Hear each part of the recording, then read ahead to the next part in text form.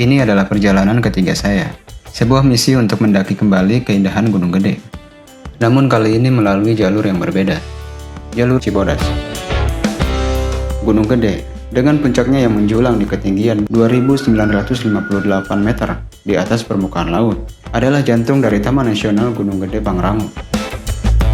Dari 3 jalur resmi yang ada, jalur putri yang pernah saya lalui, dan Selabintana yang menanti di lain waktu, jalur Cibodas inilah yang disebut-sebut sebagai rute paling ikonik dan kaya akan pemandangan. Berbeda dari pendakian sebelumnya, kali ini tim kami lebih kecil. Sebuah perjalanan yang lebih personal untuk dapat menikmati setiap jengkal pesona Cibodas.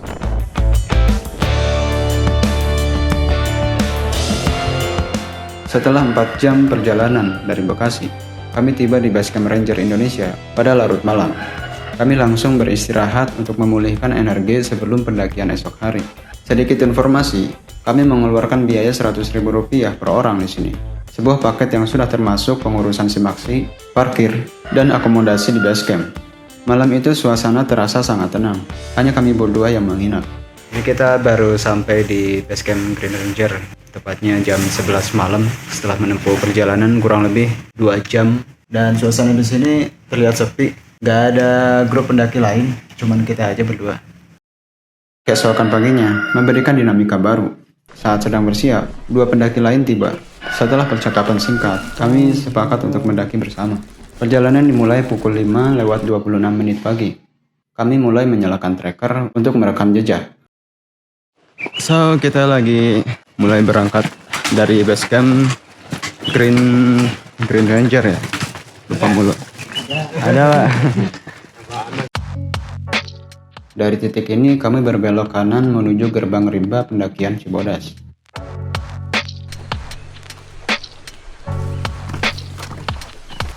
Sekedar info, tersedia jasa ojek di sini. Namun hanya mengantar sampai pintu masuk yang berjarak 500-600 meter. Kami pun memilih berjalan santai hingga tiba di pintu masuk. Berdoa adalah sebuah ritual yang tidak pernah kami lewatkan sebelum melangkah lebih jauh.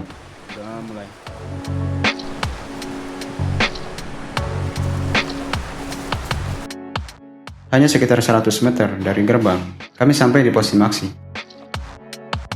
Suasana di sini sepi, tidak ada petugas yang berjaga. Kemungkinan karena kami datang terlalu pagi. Kebetulan di sini kayaknya lagi nggak ada siapa-siapa. Sebagai informasi, pendaki yang mendaftar online wajib melakukan registrasi ulang di sini.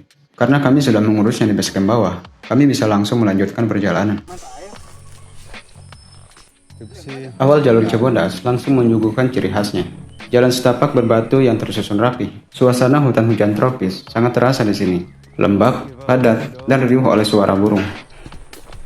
Jalan masih jauh.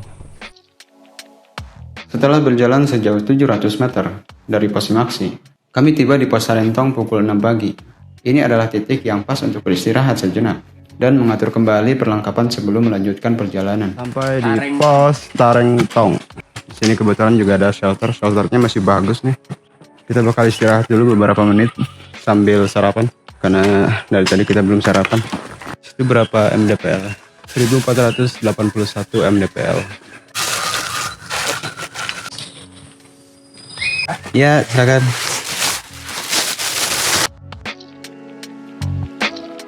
Dan setelah istirahat 40 menit, kita lanjut lagi perjalanannya. Yuk.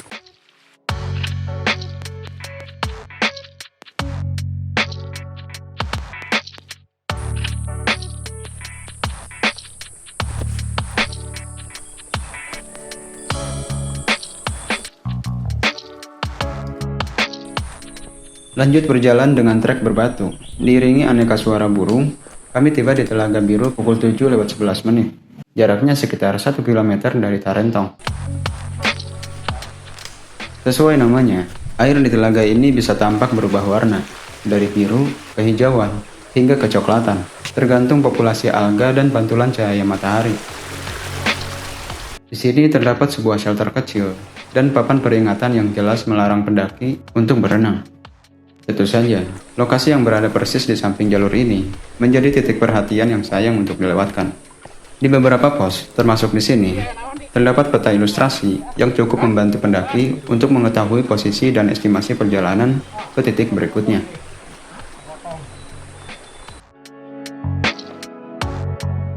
Setelah mengabadikan momen selama 8 menit, kami melanjutkan perjalanan. Sepanjang jalan menuju pos berikutnya, suara aliran air yang deras menemani langkah kami di sisi jalur.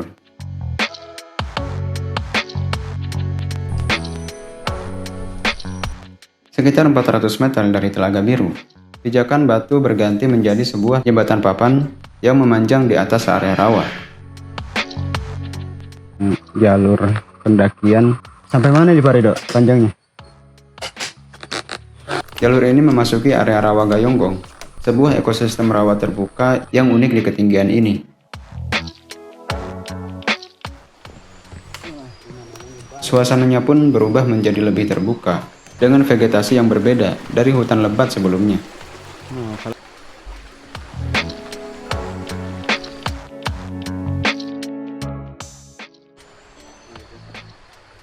Saat melintas di pagi hari dengan cuaca cerah, pemandangan Gunung Pangrango akan terlihat jelas. Diperlukan kewaspadaan saat melintasi jembatan ini, mengingat terdapat beberapa bagian permukaan papannya yang berlubang atau rusak.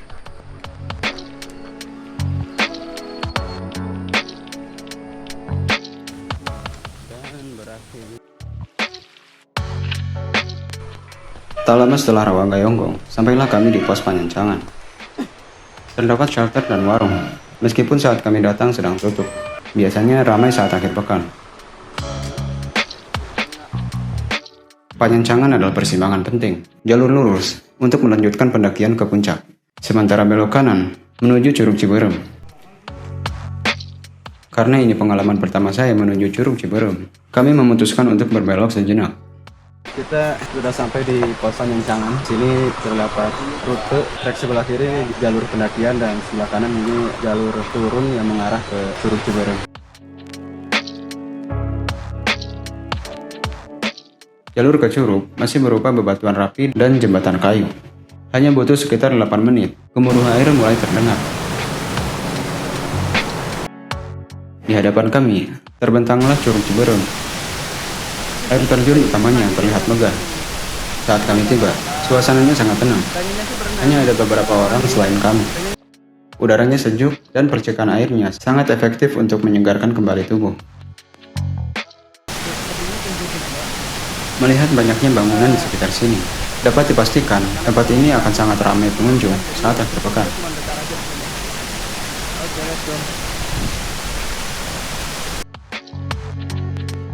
Baru setelah beberapa saat, kami menyadari ternyata tidak hanya ada satu, melainkan beberapa curug lain yang menambah keindahan area ini.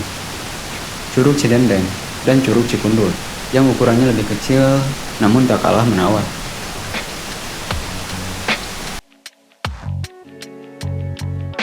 Puas menikmati jalur selama 1 jam, kami kembali ke persimpangan Panyencangan untuk melanjutkan tujuan utama. Selepas meninggalkan Panyencangan, jalur pendakian mulai menanjak. Ini titik pos Panyencangan dan pada saat kita masuk trek jalurnya sudah mulai naik, tapi masih didominasi dengan bebatuan anak tangga seperti ini.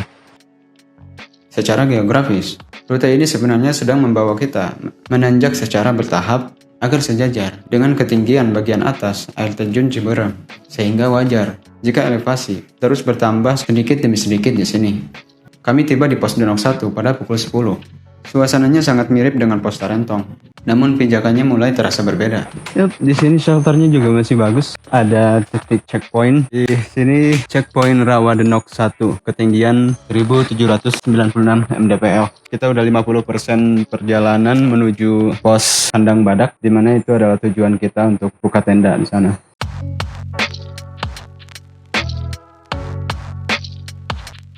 Bukan duri babi kan? Tajam juga. Melanjutkan perjalanan dari sini, tantangan sedikit bertambah. Di beberapa titik, terdapat pohon tumbang yang sedikit menghalangi jalur.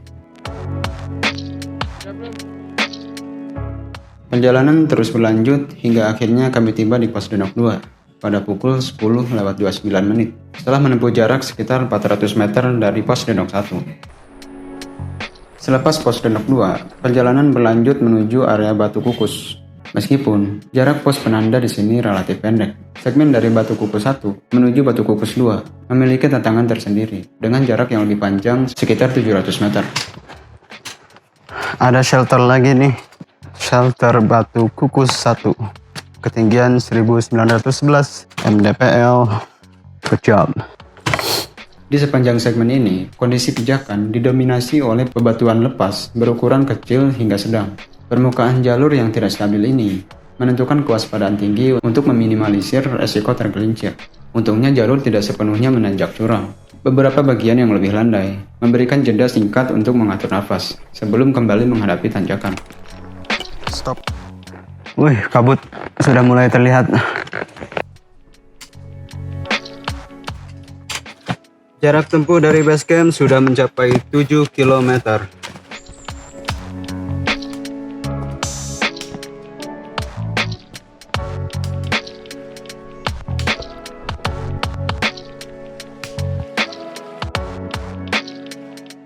Udah sampai ini sih Pancawala, sampai sini sih udah pertengahan sih udah. Setibanya di Batu Kukus 2, kemiringan jalur kembali meningkat dengan permukaan yang beralih menjadi susunan bebatuan alami yang tidak beraturan. Namun, jalur ini tidak berlangsung lama, karena hanya sekitar 200 meter kemudian, kami tiba di Batu Kukus 3. Batu Kukus 3, 2060 mdpl. Berikutnya air panas.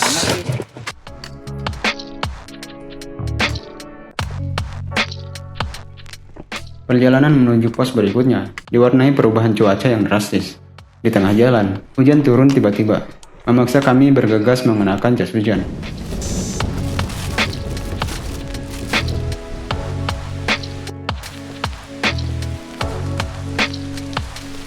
Tak lama kemudian, kami tiba di pos pemandangan air panas. Di sini kami bertemu kembali dengan dua rombongan pendaki yang sebelumnya mendahului kami. Di sini. Ya. Karena area istirahat sudah penuh, kami memutuskan untuk terus melanjutkan perjalanan tanpa berhenti lama. Kebetulan kita sampai di sini dalam keadaan. Tak jauh dari pos sebelumnya, kami dihadapkan pada salah satu tantangan paling unik di jalur Cibodas, lintasan air panas. Aliran air yang memotong jalur pendakian ini merupakan fenomena geotermal aktif, di mana air dengan kandungan belerang mengalir deras di antara bebatuan. Kombinasi antara uap panas yang mengepul dengan sisa air hujan membuat bebatuan di sekitar aliran menjadi sangat licin, sehingga menentukan kewaspadaan ekstra saat melangkah. Kelembapan udara yang sangat tinggi akibat pertemuan uap panas dan udara dingin pegunungan juga menjadi tantangan tersendiri. Lensa kamera terus-menerus berembun, membuat proses dokumentasi di area ini menjadi sangat sulit. Tadinya kita pikir airnya itu cuma hangat aja gitu, ternyata panas banget.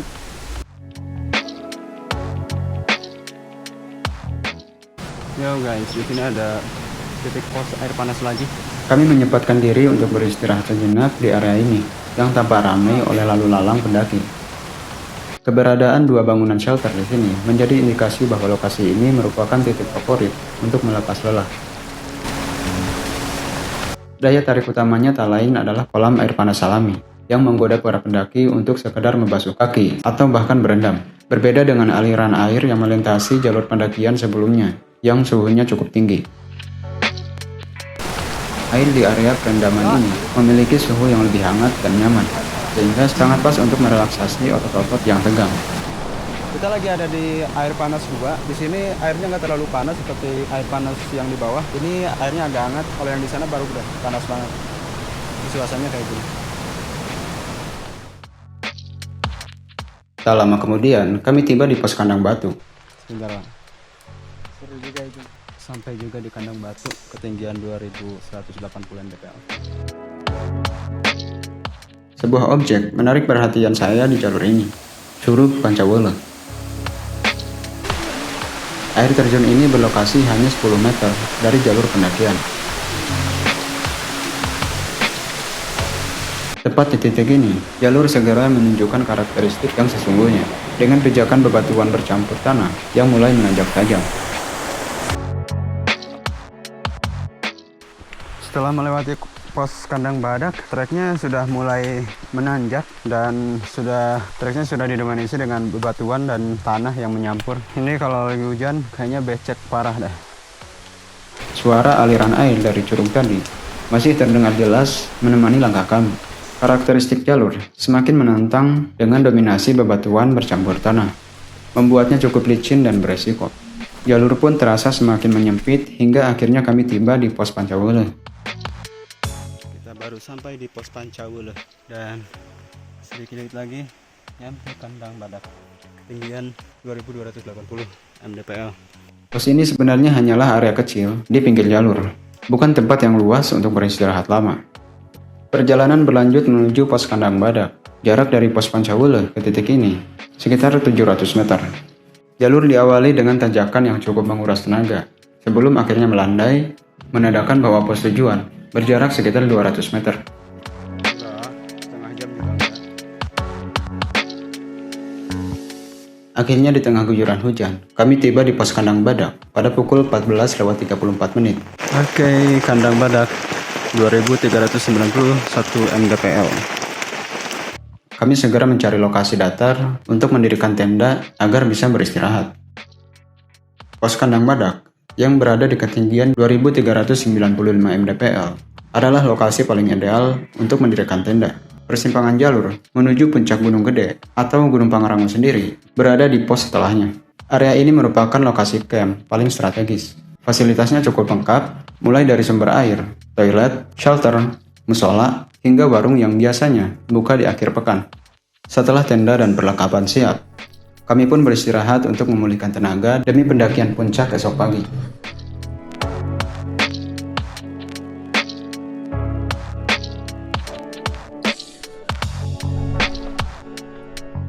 Udara pagi di kandang badak terasa sangat dingin. Rencana awal untuk melakukan summit attack tepat saat subuh pun terpaksa kami tunda karena suhu yang sangat rendah. Kami memutuskan untuk lebih memprioritaskan kondisi fisik, meskipun konsekuensinya jadwal pendakian ke puncak menjadi sedikit mundur dari yang direncanakan. Yo guys, kita mulai summit jam 7. Tadi sih rencananya kita mau mulai summit jam 6 ya, karena suhu begitu dingin, kita nggak kuat. Jadi kita nunggu agak siangan, sedikit agak siangan, itu jam 7.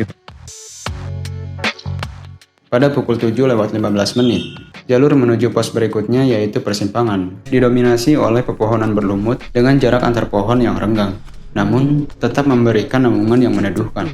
Pijakannya kembali berupa bebatuan yang tersusun rapi. Kami tiba di pos persimpangan yang jaraknya hanya sekitar 250 meter dari kandang badak. Pos ini adalah titik penentu, di mana jalur terpecah menjadi dua puncak berbeda. Oke, kita baru sampai di simpang Pangrango di ketinggian 2406 mdpl. Di sini terdapat pertigaan, di mana di sini jalan menuju Gunung Gede dan Gunung Pangrango.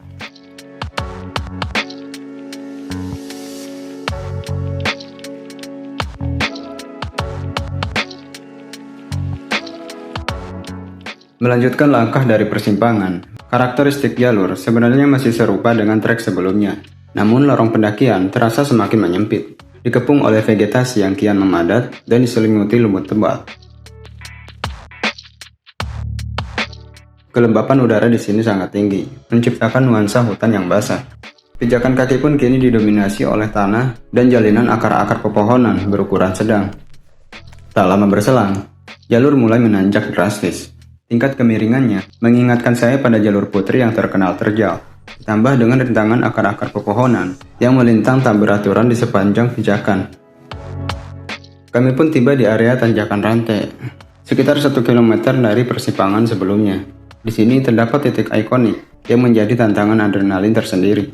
Jalur terbagi menjadi dua pilihan, jalur memutar yang lebih landai namun memakan waktu, atau jalur vertikal yang dikenal sebagai tanjakan setan.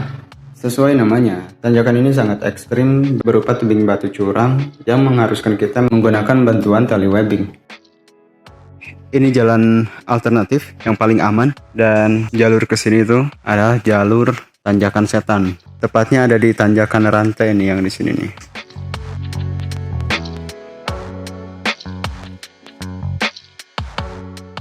Di jalur ini rutenya bercabang, banyak banget jalur yang memisahkan jalan di antara jalur utamanya. Supaya nggak keluar dari jalur utama, kita bisa jadikan yang ini sebagai penanda jalan utama.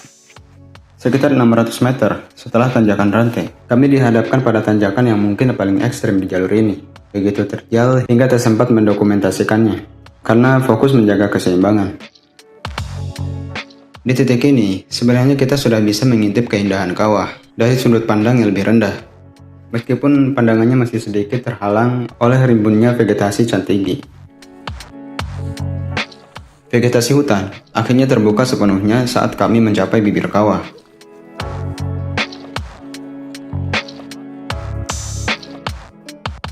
Di hadapan kami, kini terbentang kawah aktif Gunung Gede yang luas. Dengan latar belakang Gunung Pangrango yang terlihat jelas bentuk kurusutnya.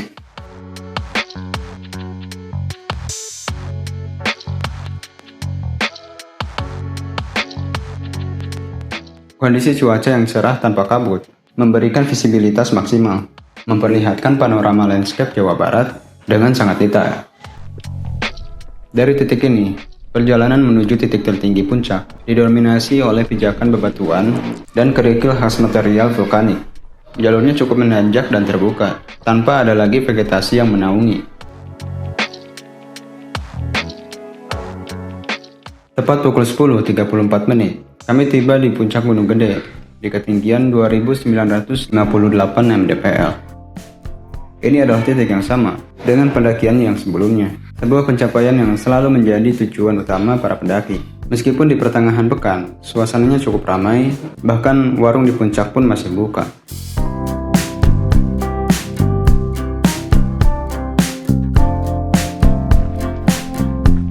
Hanya beberapa saat setelah kami tiba, kabut tebal mulai naik dengan cepat dan menyelimuti seluruh area puncak. Pemandangan yang tadinya terhampar luas kini berubah menjadi tembok putih. Istilah pendaki untuk kabut pekat yang menghalangi pandangan sepenuhnya.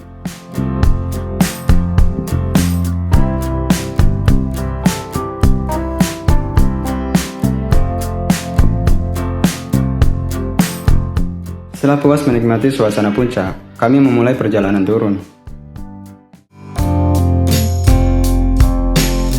Jalur pendakian Gunung Gede via Cibodas merupakan rute yang sangat direkomendasikan, terutama bagi pendaki yang menikmati perjalanan santai dan tidak terlalu terburu-buru. Meskipun mengorbankan waktu karena jaraknya yang panjang, perjalanan ini tidak terasa membosankan, karena kaya akan spot-spot menarik yang bertema air, mulai dari telaga, rawa, air panas, hingga air terjun. Secara total perjalanan kami dari base camp hingga kandang badak menempuh jarak sekitar 10 km dalam waktu 9 jam lebih 20 menit. Jika tanpa mampir ke Curug Ciberem, maka total jaraknya sekitar 9 km dengan waktu tempuh 8 jam 20 menit. Kemudian dari kandang badak menuju puncak, kami menempuh jarak 2,6 km dalam waktu 2 jam 32 menit. Jika dibandingkan dengan jalur putri yang terkenal terjal namun cepat, jalur Cibodas menawarkan karakter yang berbeda, lebih panjang, lebih landai, dan tanjakan curam yang terkonsentrasi di segmen akhir menuju puncak. Mau juga dong sana. Setiap jalur punya ceritanya sendiri, dan Cibodas dengan segala pesonanya telah menuliskan babak baru dalam catatan perjalanan saya. Sampai jumpa di petualangan berikutnya.